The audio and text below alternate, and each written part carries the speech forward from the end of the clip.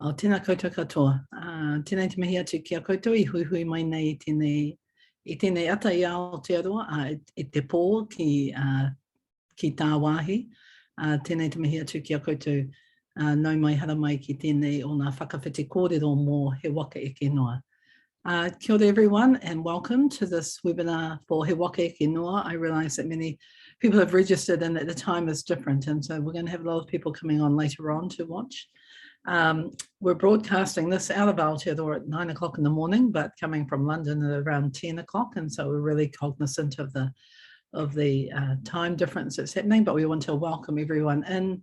And please, as you know, the links to all of these webinars are shared later on, and please share them out to your communities, family, friends, and co-workers. My name's Leonie Pihammer. I'm one of the principal investigators on the project, and we've been doing this webinar series now for a number of months as a way of sharing some of the information coming out of the project in terms of cultural approaches to violence prevention, intervention and healing. And so a part of what we've been doing is also encouraging the wider connectedness with our international relations around what is happening in other countries. And so today we're joined with by Professor Marai Larasi, and Betty Sio is going to do the introduction, but I just want to add my welcome to you today and thank you for joining us. So we're going to open with a karakia, and I'm going to hand to Betty to do the opening introduction.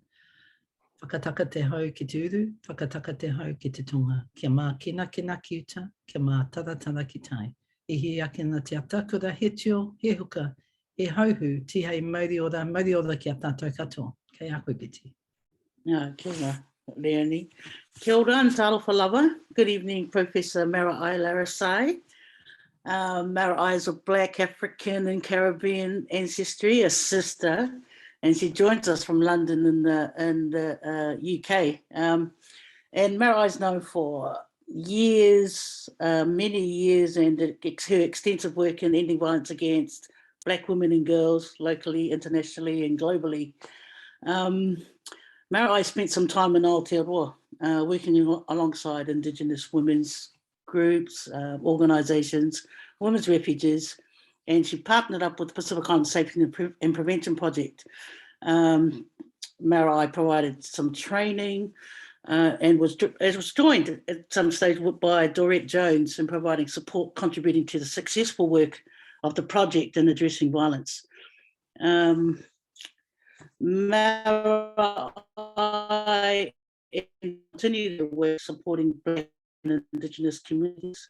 You know, she's a sister in the struggle, and I have the utmost pleasure in welcoming you also, sister, to our space today, and look forward to your sharing with us all. Susumai, talamai a'ao, honour and respect.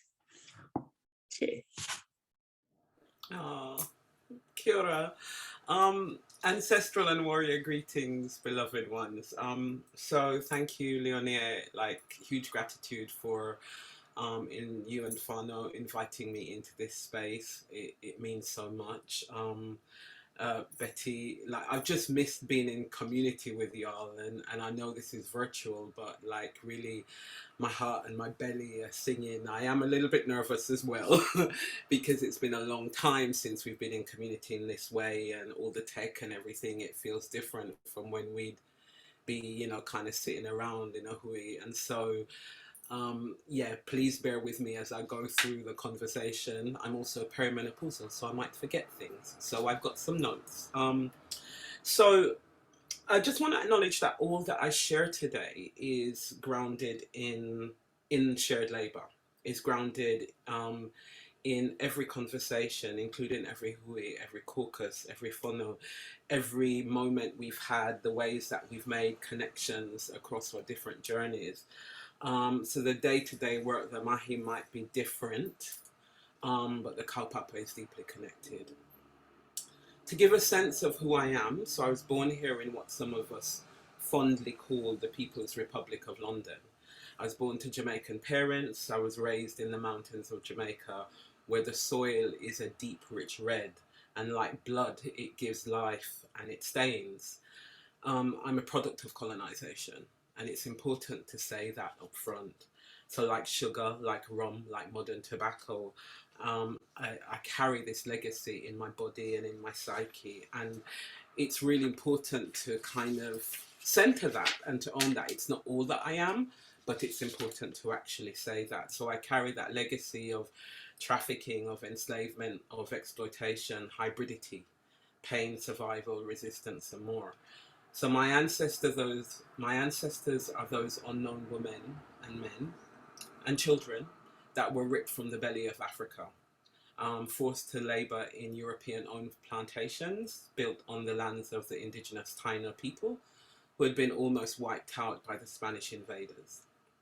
My ancestors, complicatedly, are also some of those very Europeans who were the architects of this devastation. And that's what I mean when I talk about the complexity. So in that spirit, I invoke the presence of only those ancestors who journey with us with love and care across time and space, and who hold us in our day-to-day lives and in our dreams and struggles of collective liberation. I'm also vibing my sister Dorett, who has travelled this path with me. We've cried together, dreamed together. She couldn't be with us for this gathering as she's taken a much needed break, but she's with us in spirit.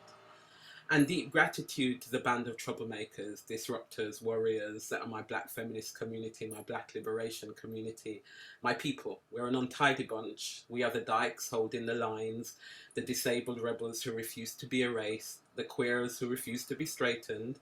We're the ones that they would have called the natives, and we're always the revolting kind, and we're really proud of that. So why Black feminist time travel? Because I really do believe this is our work. We believe this is our work. To retrieve fragments of memory that ground us in who we've been before the devastation of colonization, before our first contact.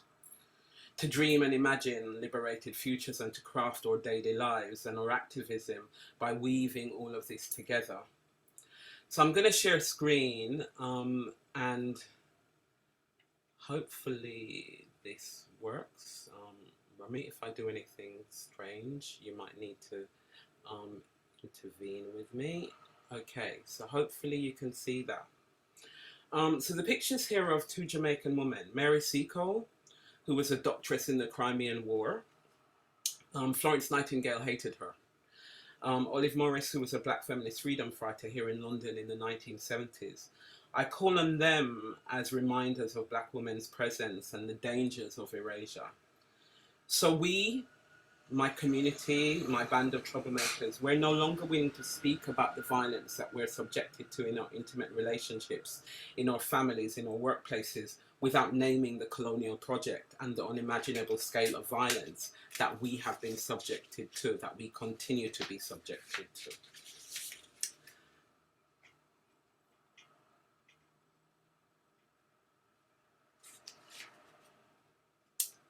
So I have to take you on a little bit of a journey, and I'm going to ask you to bear with me. It's messy, but it's important. To begin to give a context to my work here and now, I have to give a context to who we are and how we came to be here. Most of the images we see of Africa today is of a continent of poverty, of famine, of devastation. I could say more about that, but to be honest, that's another event. So I want to introduce you to a little piece of Africa before first contact. A continent of millions of people from diverse empires, communities, nations, clans, tribes, families. Sometimes people who were actually at war with each other. Different languages, cultures, centers of learning, art everywhere. Art such as the Benin bronze, which is pictured there on the left. Maybe you're right. And that's actually sitting in the British Museum here. So I have to credit it. Please note, this is African art. And on this slide, I've got to actually credit the copyright to the trustees of the British Museum. The theft is ongoing. We were a community, we were communities with a whole range of different spiritual practices, from polytheistic religions with multiple deities to monotheistic belief systems such as Islam. Or deities include Allah, the supreme goddess in Igbo land, which is part of modern-day Nigeria. She's pictured there in the middle, and she holds a sword as well as a child. So we have been fighting, we have been understanding complexity for many generations. I think about Papa Legba, the trickster, who had many similar attributes to Maui. And one of the things to note in that, in the same way Disney was so disrespectful about Maui, the trickster, is the same way that Hollywood portrays Papa Legba as an ultimate evil con man. Africa, the map pictured there on the other side, in its diversity was as complicated and as rich as any other place. I'm not offering a pretense of utopia. But what I can say is that for the most part, we belong to the lands, the rivers and the mountains. Our bloodlines ran deep into the soil and we were home.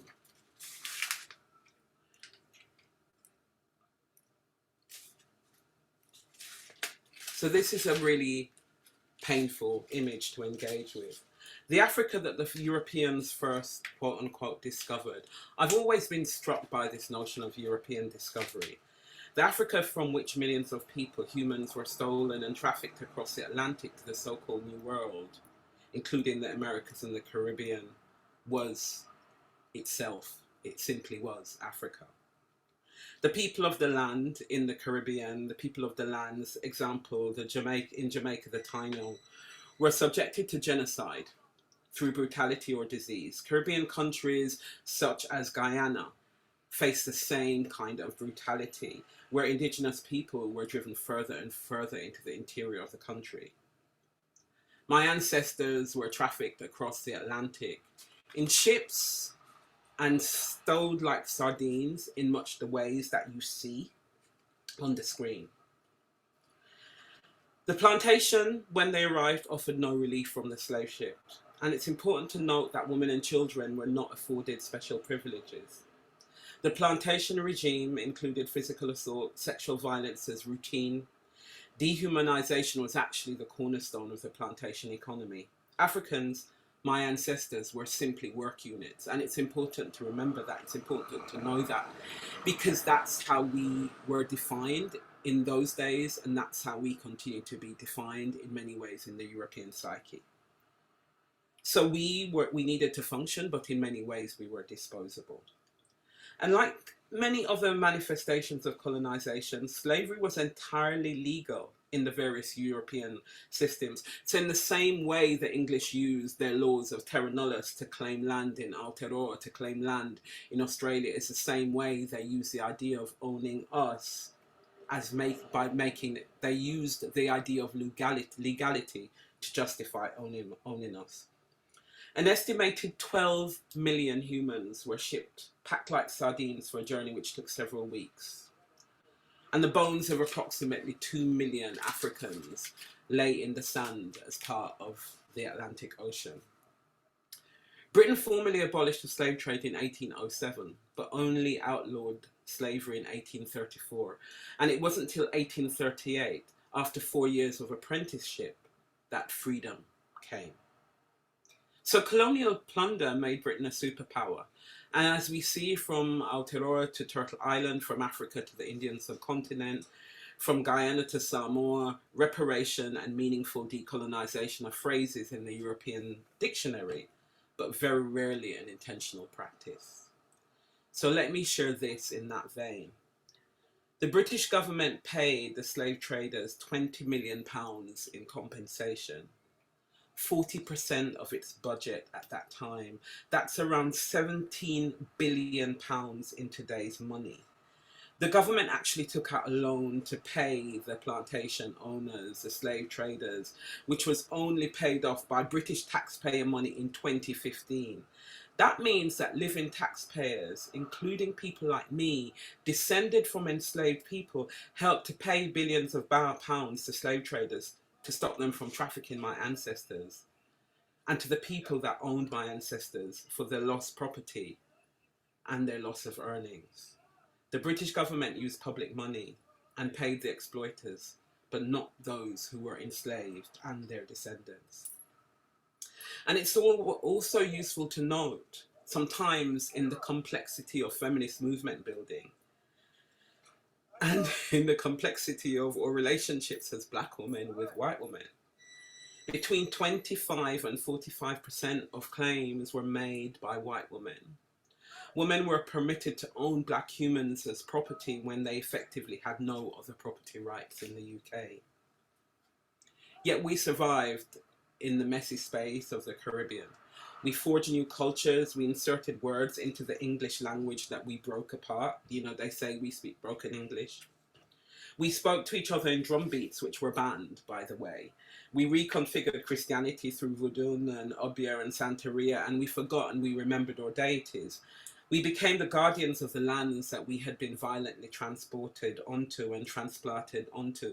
We planted umbilical cords on the trees, and we inserted our gods and our ancestors into children's stories.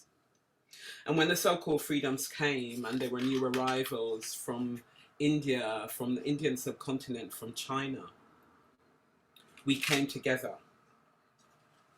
and we reimagined what the Caribbean could be. We found ourselves with this forced hybridity. And new forms of heteropatriarchy were born in the pain, and the violence continued. So the truth is, we as African Caribbean women who arose from centuries of sustained violence, meted out into our bodies, our minds, and our very sense of being, have never been far away from violence. The pictures that are here, this picture of the ship, the Empire Windrush, is a really famous picture.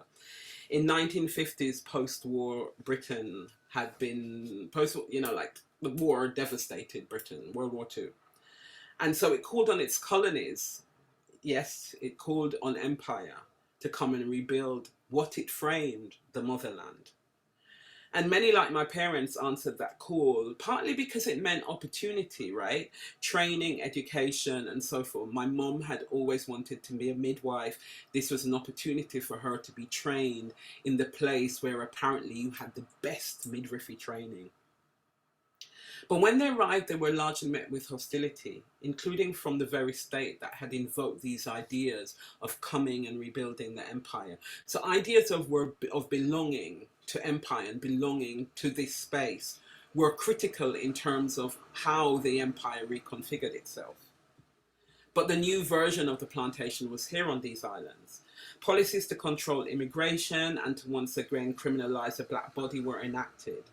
Race relations theory and policies defined us, Caribbean people, as having no culture to speak of. We were defined as mongrels. We were defined as actually not having real humanity. The manifestations of violence against us have been widespread and varied, too many to cover in any depth here. But many of the patterns that have played out in Aotearoa, from police violence to institutionalization, especially of black disabled people, will be familiar. As I said before, as African Caribbean women, we have never been far away from violence. But what do the everyday narratives and the everyday, like the common sense understanding of violence against women and girls tell us? So this is just a quote from a chapter that was written by my sister Dorett and I, where we assert that violence against women and girls here on these islands is defined in the realm of the individual and the interpersonal, based on incidents of violence at the hands of a known perpetrator, usually a male partner or a stranger, predatory individual operating outside of the agreed norm. Policy and programming practice priorities reflect which lives and bodies matter, which attitudes and behaviours are deemed harmful, and who is doing what to whom. Ideas of state-led or state-sanctioned violence, for example, the violence meted out through colonisation, is largely absent from the understandings of perpetration and victimisation. The brutality of racism and homophobia, the brutality of heteronormativity is often absent from discourses on violence against women and girls. Policy, programming, and common sense narratives around violence against women and girls have been dominated by domestic violence and limited to the idea of wife battering. And when we come to those of us who are melanated, when we come to those of us who are black, then what we have is an obsession by the state around things like forced marriage, in order to actually say that our communities are inherently more patriarchal, or female genital mutilation, in order to show that actually this is what they do to their girls.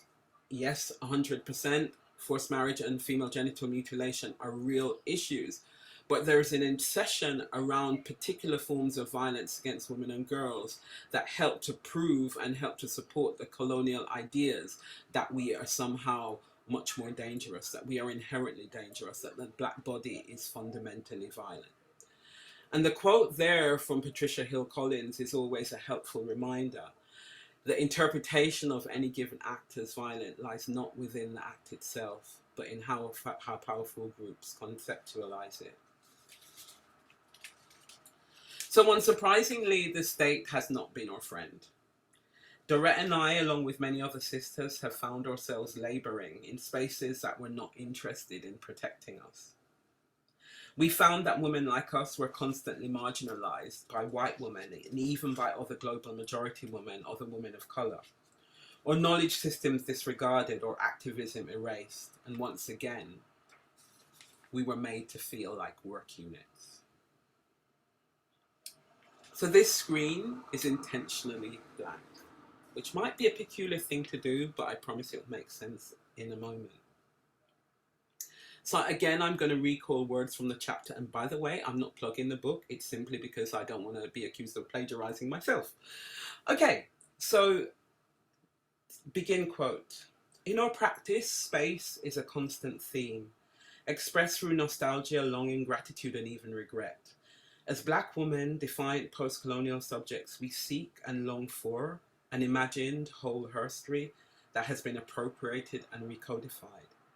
As British, African, Caribbean women impacted by the ruptures of colonisation and post-Second World War migration, we hear echoes of this space from mothers, tanti, tanta, which is like a way of saying auntie, and grandmothers.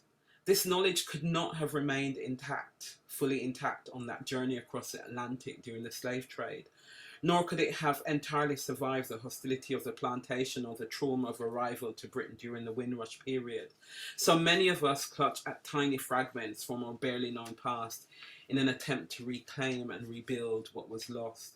Black women speak of needing space, often with each other, to heal, to organise, to resist, and even just be. This is the significance of space as conceptual, experiential, and providing something. End quote. So I have to tell you that Dorett and I cried all the way through writing that chapter. In the presence of ancestors, in the presence of each other, we had to deal with how we had been in the work. We had to deal with how colonized we have been. We had to deal with how our different survival strategies as professionals had meant that we had denied ourselves as survivors. And so just to continue, as post-colonial subjects carrying within our very bodies and psyches the legacies of colonization, we're trained to think of Western scientific knowledge, including social science, as superior and reliable. We have been taught to trust while also fearing Eurocentric social work frameworks. Trust because we are the insider-outsider professionals. Fear because we are Black, African, Caribbean women who have been raised with an instinctive distrust of systems which constructed us, African Caribbean women, as social problems. There is a daily psychic violence that is done to self in holding this paradoxical position, and there is a violence that is done in the deconstructing of our professional selves. We also began a process of recall of that which has always been there in Black women's rituals, healing and connections, reflected on women's healing circles, women's business and the barnyard. We noted the importance of consciousness-raising groups in many feminist struggles. We shared journeys, memories, tears and food. We spent days. We cried with our sister Betty Sear from Aotearoa, our Samoan sister. We spent hours talking through the work. And our reimagination has taken us not to a place of solution, actually, but to one of inquiry. We have started rather than ended with what for us are building blocks, critical elements of reconstructing space. Our reconstruction, at its very essence, demands push upheaval, nurture, and ongoing excavation. And so, coming from the chapter, we began to think about writing down our approach. We did what we know to do as Caribbean women, which is Tonwihana Mekfashin, make something good out of nothing. And so what we did was we focused not on what we do, but we focused on how and why we do our work. And so we started to become more Talawa. And for those of you who love a bit of Bob Marley, you will know the Rasta colors there. Yep, we do have the red, green, and gold and black right there. So Talawa is a Jamaican word which means strength, much like Shiro, often used to refer to women who are not expected to be warriors. So women who are little but Talawa. In many ways, Talawa has resonance with Toa. So this simple image is where we landed, four overlapping interconnected elements rooted in an intersectional analysis and praxis. We were both working at IMCAN at the time, and we knew our sector could benefit from marking the boundaries of the work as distinct from white feminist practice, which engages heavily with criminal justice approaches. We were clear that our thinking wasn't new. This was just a reconceptualization of our work, rooting that allowed us to more clearly articulate what meaningful ending violence against women and girls practices for us. This wasn't a model, it was simply an approach. And maybe in the Q&A we can talk a little bit more about this, but there were some key things in this for us around speaking about by and for, so what it means to, it's the nothing about us without us piece, to make sure that we are centering ourselves in our practice, that actually the work is led by us, that we are critiquing, that we're planning, that we're strategizing, that we're dreaming together. That being the primary source, that we think about safety as disrupting systems of harm, that we engage with different systems of harm that are not just about a linear understanding of gender inequality, that are not just about a linear understanding of patriarchy, that we talk about ableism, that we talk about heterosexism, that actually we know that if we don't center disability justice, then actually there is no struggle, or struggle becomes meaningless. We know that actually if we leave the folk that are queer, that are dykes, if we leave or trans communities behind, that actually our struggle is not complete. We also know that for us to think about safety, it means understanding crisis beyond the immediate. It means understanding crisis as spiritual crisis as well as physical crisis. We know that support means us having the right to choose who we work with, who supports us. We know that space means space to dream, space to dance, space to laugh. And we know that social justice cannot be found in criminal justice systems. And as the work has evolved, because that's necessary, one of the things that has been important has been for us to clear space for our ancestors to be present. Because even in the work, as we do the work, we recognize how much our ancestors, while they have been present, how much we have been forced to leave our ancestors behind. We also recognize the importance of rooting the work in smaller, carefully crafted, curated spaces in order to do deeper work. And critically, I'd say that Dorett and I have really for ourselves disrupted the idea and the practice of sector.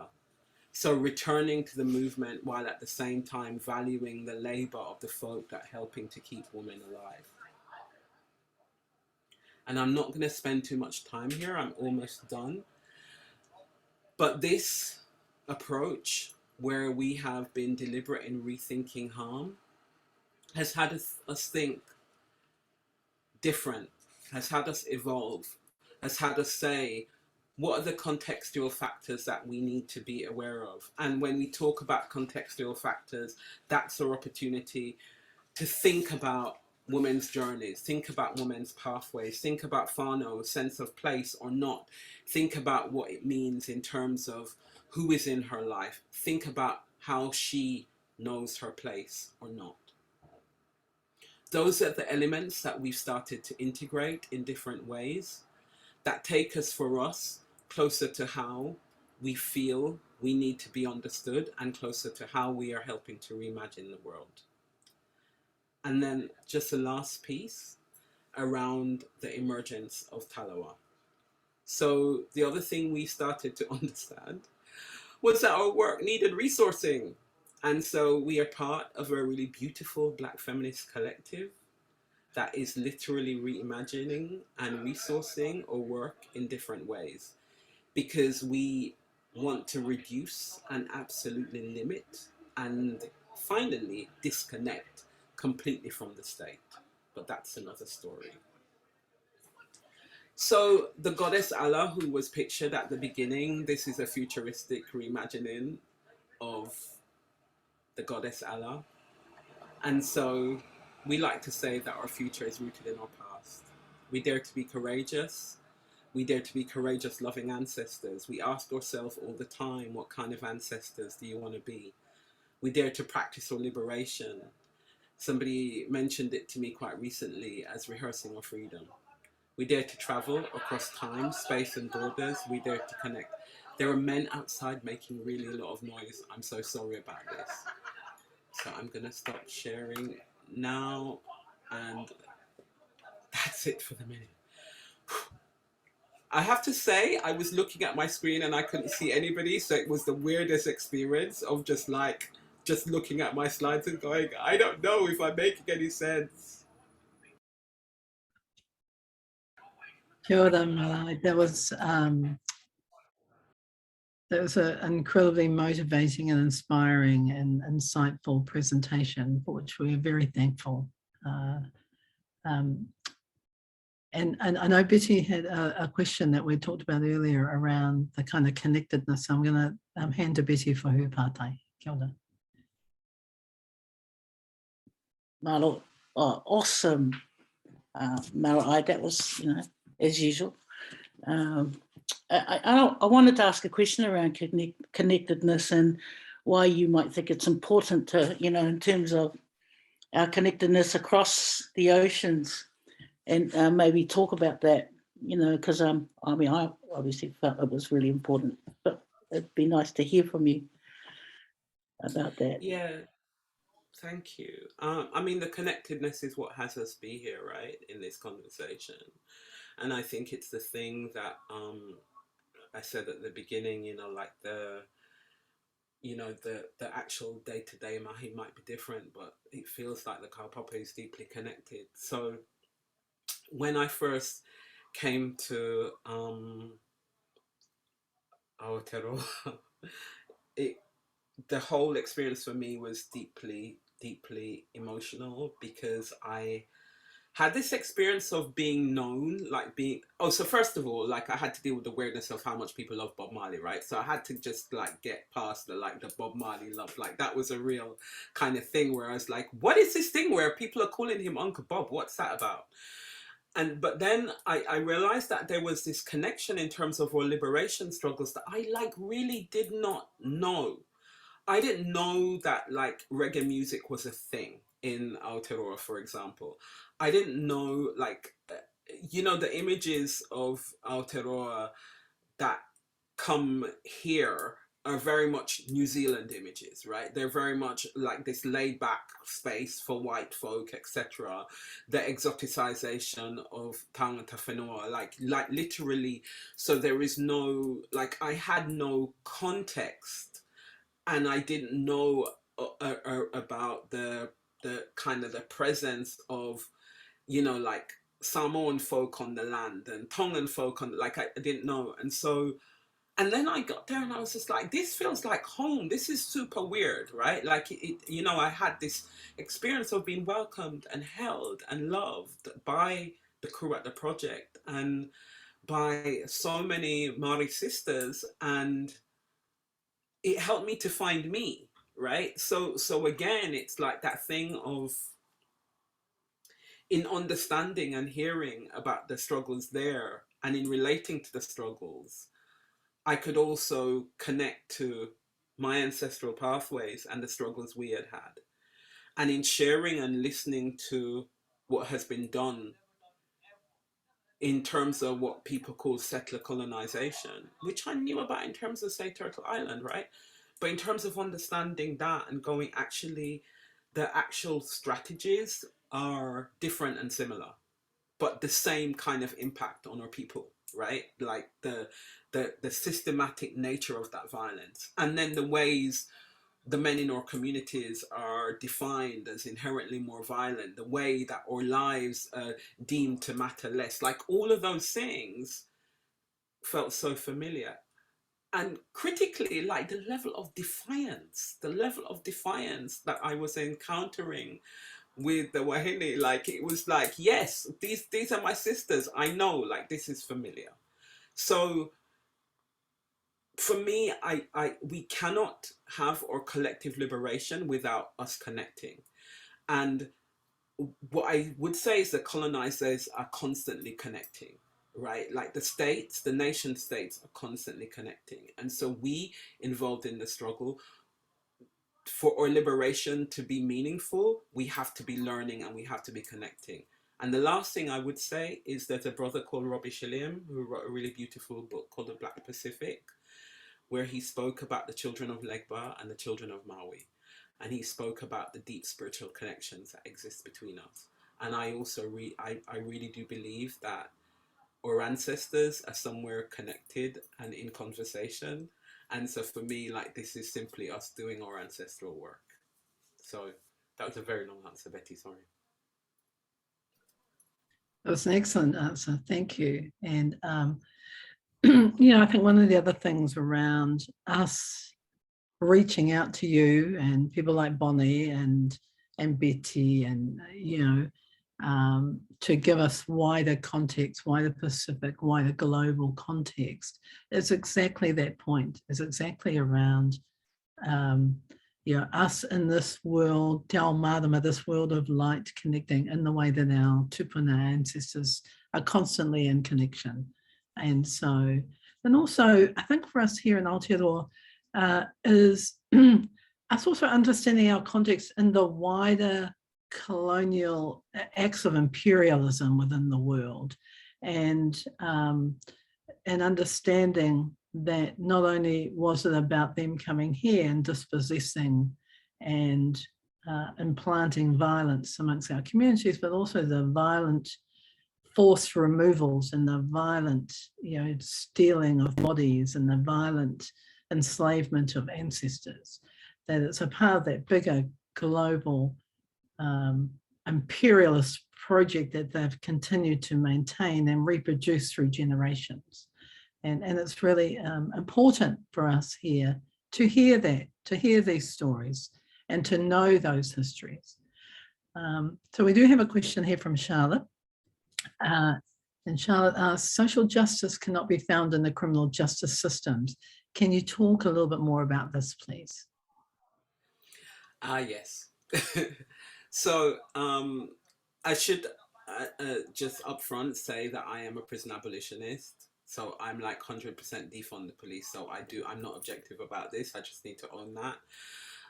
I think the roots of the criminal justice system are in criminalizing working class communities on these islands and criminalizing indigenous folk, criminalizing, you know, like folk that have been trafficked, criminalizing folk seeking to escape the plantation economy, etc. When you look at like the class, you know, the politics of class, even in the kind of European space, you know, the whole idea of a criminal underclass is a fundamental part of how the adversarial criminal justice system has been established.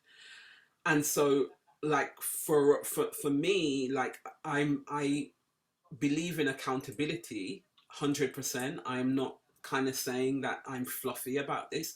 I'm not, you know, I'm not interested in violent men not being held to account and so forth.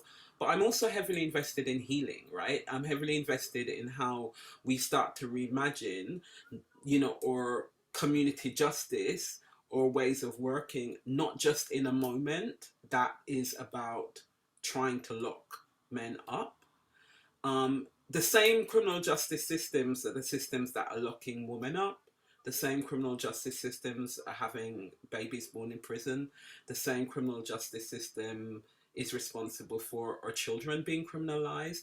The criminal justice system is designed to see anybody with a certain degree of melanin as fundamentally wrong. We can't find justice in a system that wasn't designed for us, with us, by us. We can't find justice in a system that wasn't designed to liberate us.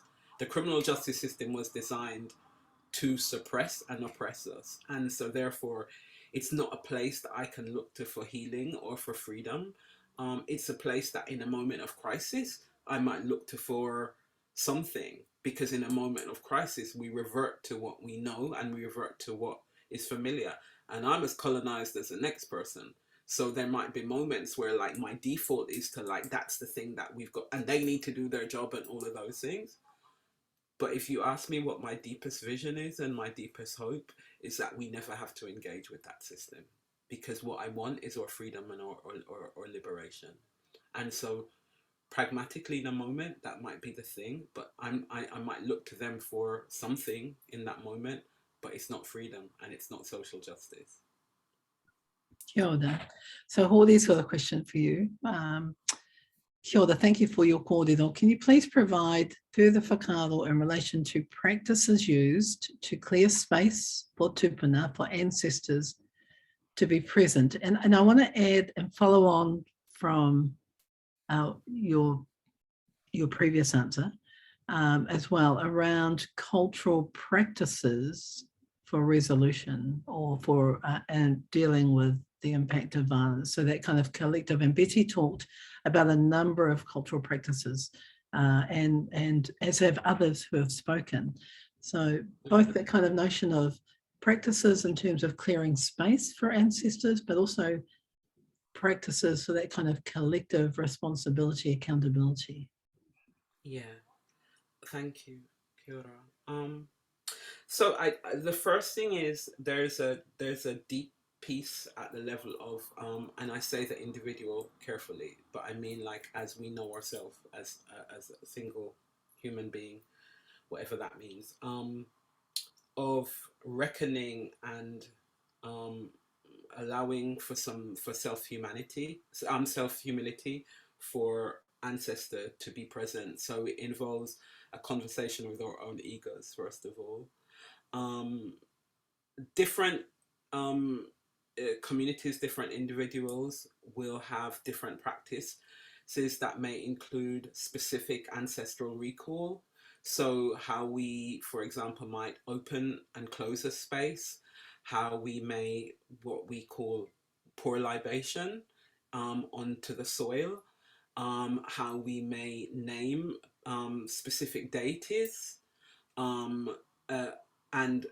others not. So for example, I deliberately did not put a picture of Papa Legba up as like that's like an important thing, because to use an image of Papa Legba is to invite him into the space to have us all spin in the crossroads, and actually like literally his work is to create chaos, right? And he's a trickster. So it's also deepening our relationship and our, in Rasta we would say, or understanding of who our ancestors were and are, and who our deities are. It's understanding our cosmologies more deeply, and in doing so, like we start to kind of rebuild and reimagine the practices. For many of us were raised in church.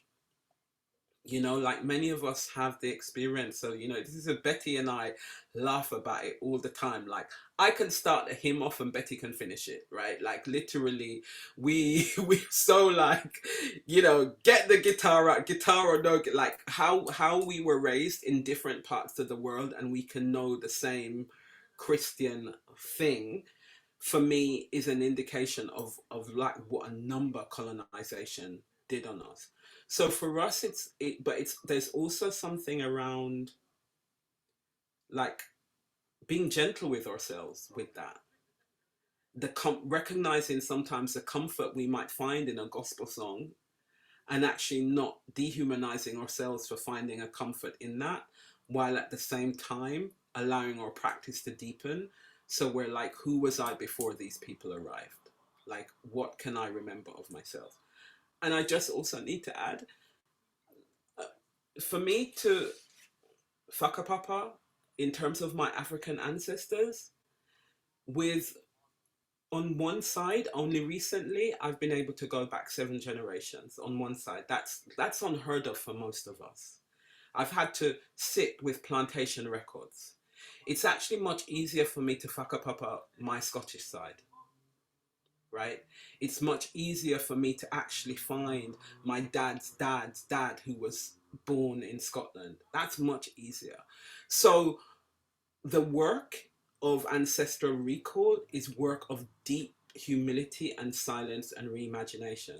And sometimes we don't always know whether it's right, because the practices aren't always handed down to us in a conscious way.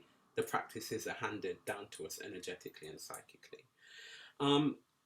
Leonie, to speak to the issues around cultural responses, so much of what I learned in the space with Betty and the project, right? Like for me, that was healing, that was a gift. Dorett just cried for all the days that she was on the land, because she was just like, I want this for our community. I want this. I want to be able to do what I've witnessed and what I've been a part of here at the project in the spaces for us as African Caribbean folk.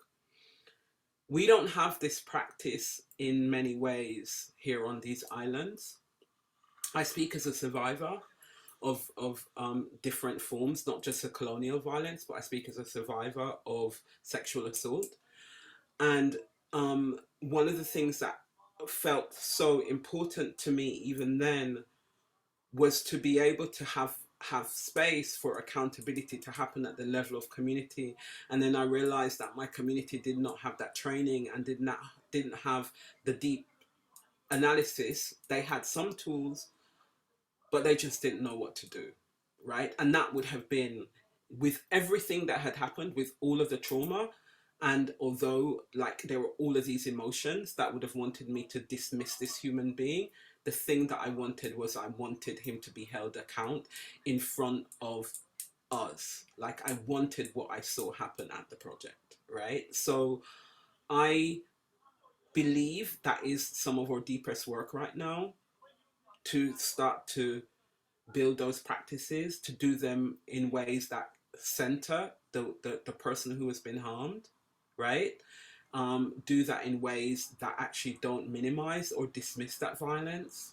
Do that with care and love, but also in ways that don't automatically lean into a quick solution. And in a crisis, you might need to keep her safe. But we also need to be thinking about different approaches, because the state is not going to fix this for us. Kia ora. One of the things that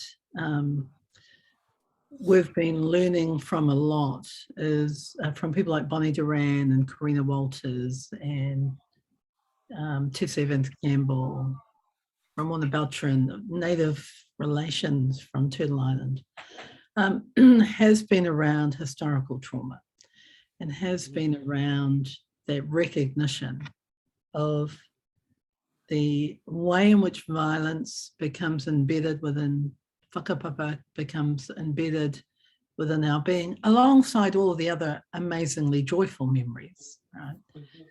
But do you have any comment around, one of the things that's come up in our project is, in healing ourselves, we're healing our ancestors. Do you have any comment around something like that? I might cry. Yeah, my comment is the tears. The part of the reason I said at so many points in my presentation that we've never been far away from violence is really acknowledging, like, I don't want to think of the African continent as this perfect place where there was no violence, because that's absurd, right? Like, we were human, you know, before first contact, right?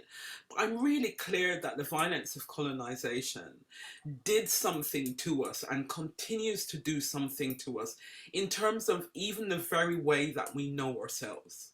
And when I invoke my ancestors at the bottom of the Atlantic Ocean, I do so because they are calling on me to name them, even if I don't know their names. They're calling on, like, we have stories of, slave traders throwing hundreds of humans overboard for an insurance claim, right?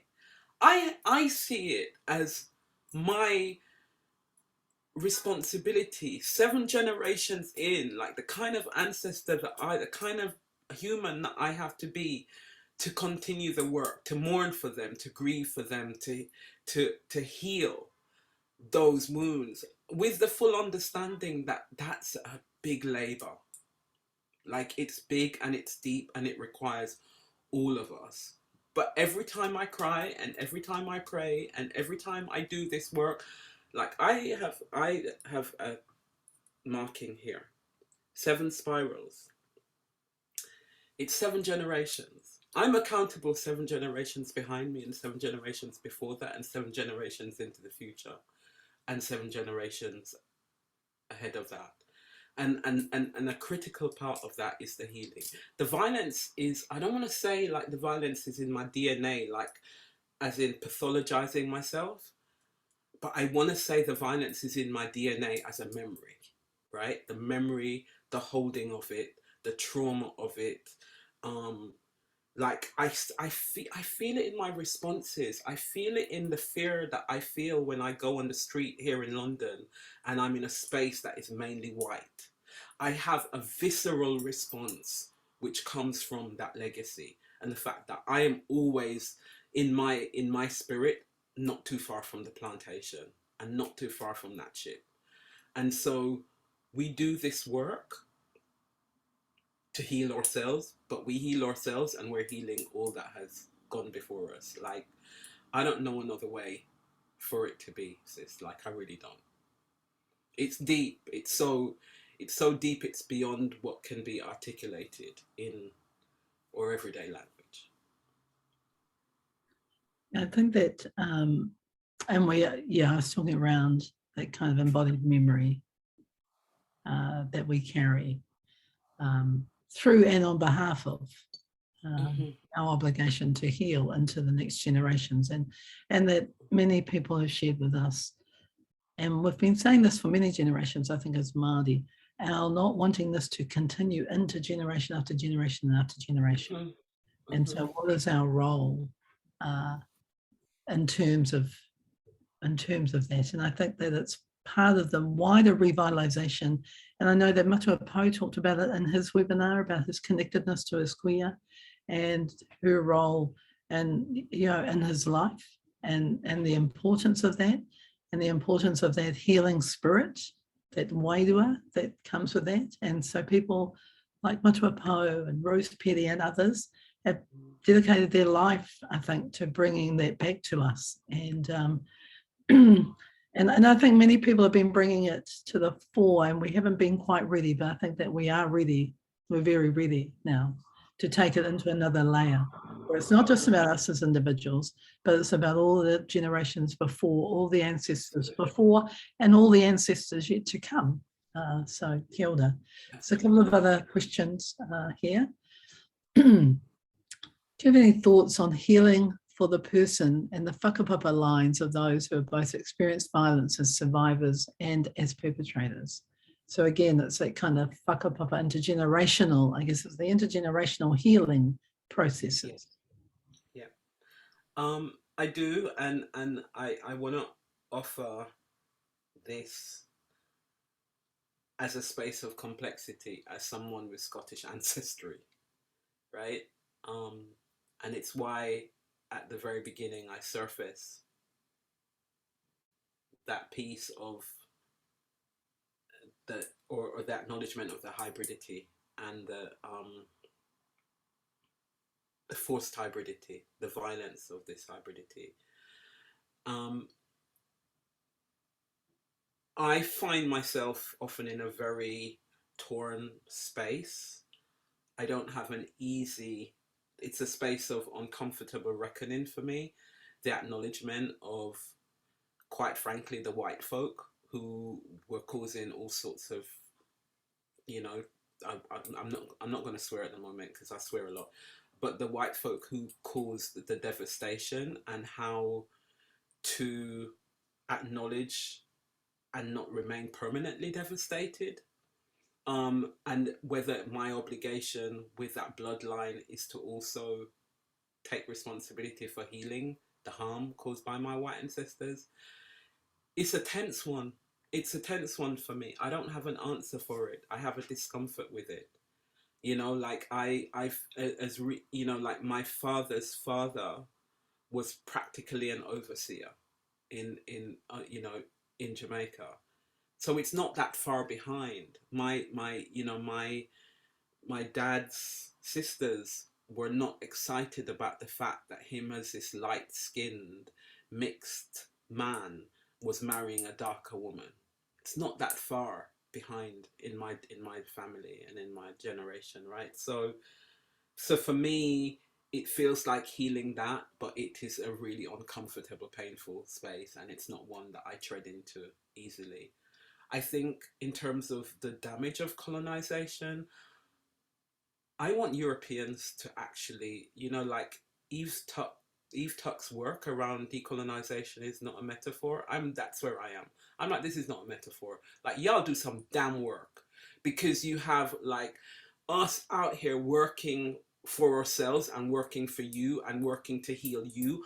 Like, I really want white folk to do some work around this. Like, I really want them to take reparations on as meaningful.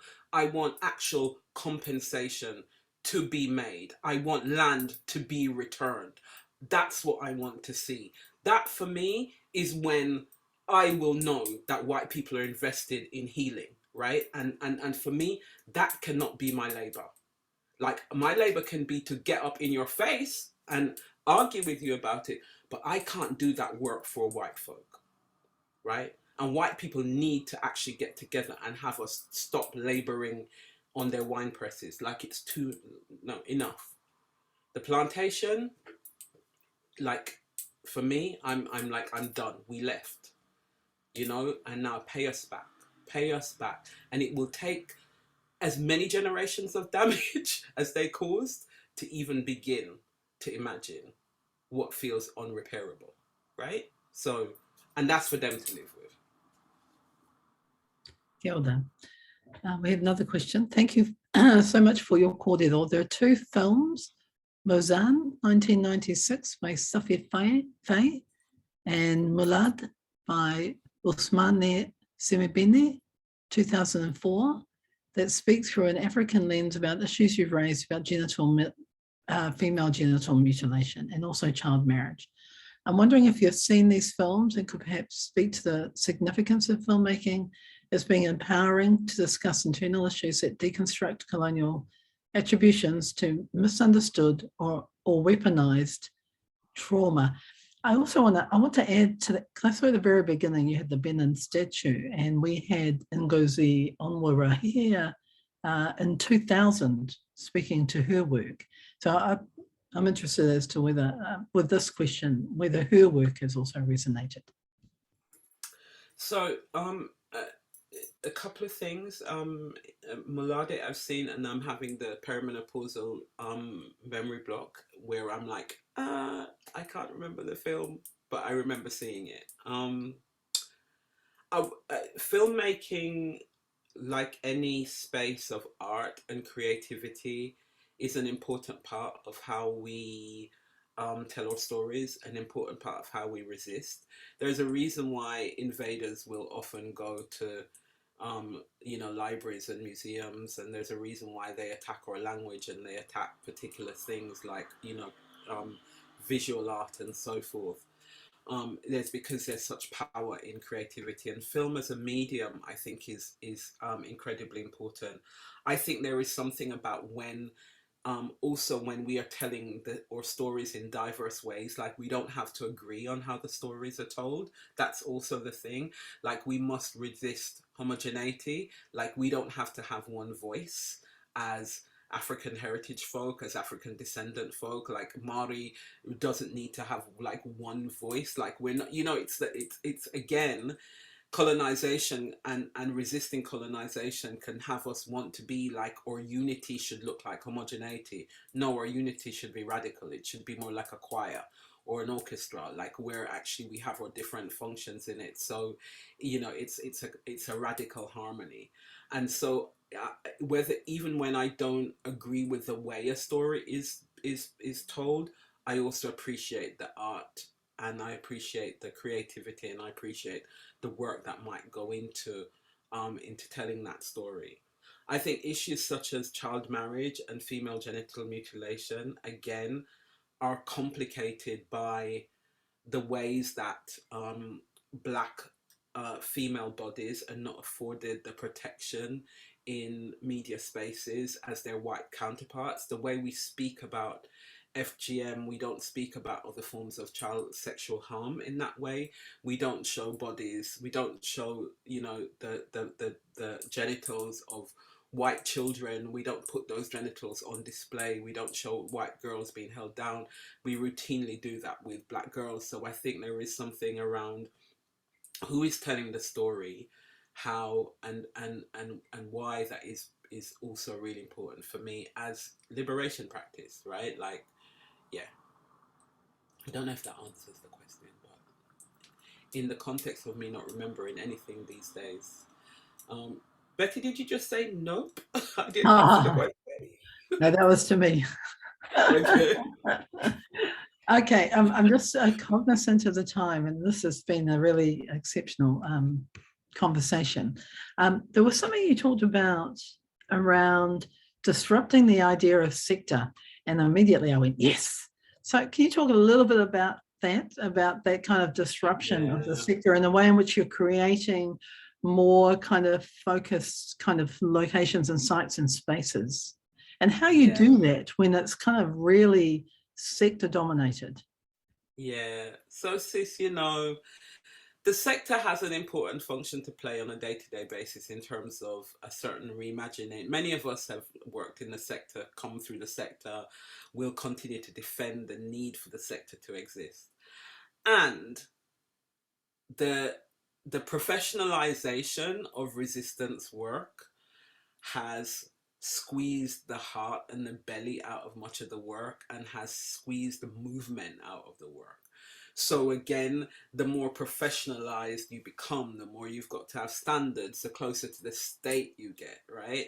And I'm like, I want to leave the state behind. That's not, that the nation state should be accountable, but the nation state will never free us, right? Like it's that. There's a tension in that.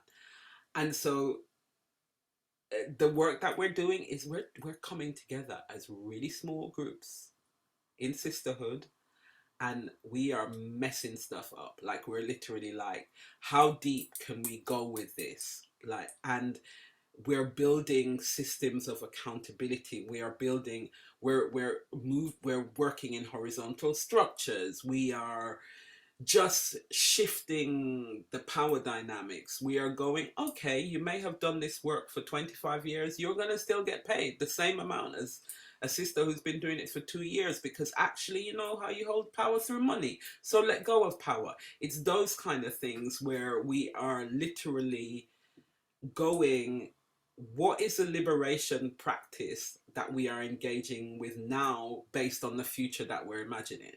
So we're not waiting for the future to happen. We're bringing the future into now. And it requires sending trust forward. So it needs smaller circles of trusted human beings where you can go at the pace of trust, and you can actually be brazenly interdependent. Like where you can be like, I know this human, I trust this human. It's a bit like, if Betty showed up in a circle, I'd be like, I know this human, I trust this human, like this human will have my back, right? It's that, like, so working from that place rather than now we've got to get bigger and better, and we've got to be approved by the state. You know, Betty, I hope you don't mind me mentioning something about the project. Is that okay? You know, we've often talked about, you know, the project needing to do what it did and to take the money from the state. And the fact that the moment you take the money from the state thinks that it owns you, right? The state can tell you what to do. The state starts to dictate and direct. And actually, how can we increasingly ask the state to be accountable for that thing over there while going under the radar if we needed to do a thing over here? And that's the other thing. Not everything that we do has to be known in the public space. Like, it's really important to just be like, you know, like, let's be tactical. I don't want to say too much on Zoom, but let's be tactical. Let's be strategic. Let's not be like, you don't have to go up on the mountain and shout about it. Like, sometimes, like, our ancestors knew that, you know, sometimes you didn't need to tell anybody. Like, or you just needed to tell the people who needed to know. You know, and yeah, sometimes we're like, do you come in peace? Okay, you don't come in peace, you don't belong here. You know, so right. I know. I mean, the notion of the sector is something that, you know, we've been dealing with for a very long time. It's that kind of you know, huge universalized idea, but like feminism, you know, that has this kind of already defined structure and way of being and cultural frame. And so we've been, you know, I think that a lot of Māori providers and Pacific providers like the project and others have been seeking to disrupt that idea for some time. And I think that we are beginning to see some movement in that. One of the things that came up a number of years ago, working with Ngaropi at Tūtama Wahine, or Taranaki, is running, and I'm really talking about when you just gave the example of small groups and being creative and having more intimate kind of spaces. One thing that Ngaropi is really, I've learned from her in terms of inviting people into spaces. So we ran a series of hui where 30 people were personally invited and were sent an actual invitation letter, not an email, but an actual, you know, something we really do now. And the invite, and I remember her describing the invite as being like a karanga. It's like calling out to people and inviting them into your space. As we call people into the marae, as we call people into those spaces. And it's a recognition of them, and it's a recognition of you and the kind of relationship that you want to have. And so I think it's a very powerful idea and way of doing things. And I think many of our iwi, hapu and whānau and community organisations are looking in that space. And so it's really great to hear your kōrero about that. I'm mindful that we're actually going to be cut off the Zoom in about 5 minutes. That's how it kind of works itself. I want to give Betty an opportunity just to maybe do some reflection for a couple of minutes before we close with karakia. Yeah, kia ora, Leonie. Oh, malo lava, Marai. It's always such a pleasure to listen to you and to hear the stories, you know, and you know, it continues to strengthen that connection that we so dearly kind of talk about. And you know, you know, like we so learnt so much from kind of just speaking with you when you come to visit us and actually spent time talking to us about what we were doing. We didn't have words. You know, the project at the time didn't have words to articulate what we were doing. And so having you in our space and having Dorett in our space kind of gave us a lot of, it gave us these new words. It gave us, we knew what it was, but we couldn't explain it. So, you know, and today's been a great, again, continued connector. Your kōrero, your love for your people, your commitment to actually honouring our ancestors, you know, those things that are very dear and close to us. Malo lava, Loa Fionga, Marai, in highest regard. Love you, love your work, and looking forward to continuing. You know, this is lifetime now. Whānau, you're part of our whānau and always have been. And also just want to also acknowledge all of the ones that are on, that are here, all our people back there in the UK and across the Caribbean. Mālo lava soifua. And to all our sisters here, to tangata whenua, to Māori, to the tangata o te moana nui a kiwa, pa mālo lava le soifua. Kia ora, Betty, and kia ora, Marai. Tēnei te mihi atu ki a koe, our deepest appreciation and acknowledgement of you joining with us again on the cyberspace hui, and for your sharing, deep sharing. It's has been a really insightful and uplifting webinar. It's a reminder of the things that we are all doing well, and it's a reminder too of other things that we need to do better, actually. And the languaging, I think, was really important. And if you could send us the link to the book, I know you're not promoting the book, but we really would love to be able to access your work more generally and to send it out to. We do have a very extensive list now that this will go out to, this webinar, and it's going to be really appreciated from many, not only of the whānau, but also the kaimahi, the practitioners who have constantly and regularly been coming into the site to look at the material. We do have our invitation to you to the October conference that will be coming. We really hope that you will be able to join us there in Ōtautahi and have some time again here with our people. And so I just want to close now with karakia from Matuapo that he gifted to Te Ao Māori some time ago to bring us back, bring our ancestors and bring us to bring us to a settled point before we close. But again, our appreciation and acknowledgement and gratefulness, sister, for your joining us. Kia ora. Kia tauna manaakitanga te mea ngaro ki runga ki tēnā o tātou. Kia mahi a te hua mā kihi, kia toi te kupu, toi te mana, toi te aroha, toi te reo Māori, tuturu whakamaua kia tina, haumi e hui e, tā eke, mauri ora kia tātou katoa. Tēnā tātou. Kia ora.